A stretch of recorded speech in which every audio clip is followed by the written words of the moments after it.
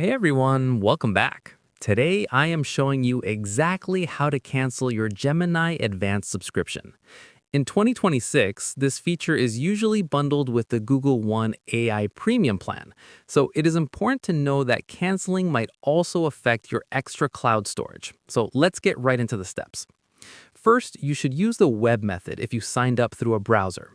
Head over to gemini.google.com and look for the settings gear icon in the bottom left corner.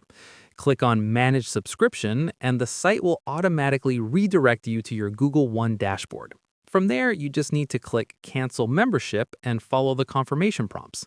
This is the most direct way to handle your billing if you primarily use a computer for your AI work.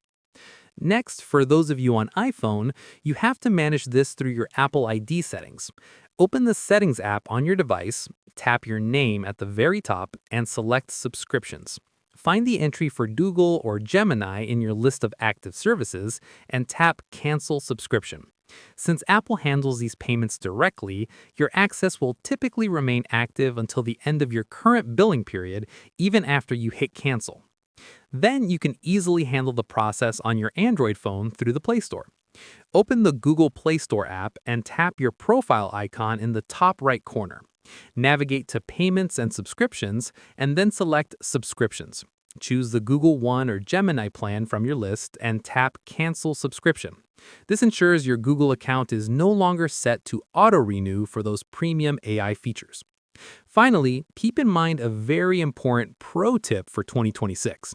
If you want to keep your extra Google One storage, like your 100 GB or 200 GB for photos and Gmail, but you just don't want the expensive AI features anymore, you should downgrade instead of canceling entirely.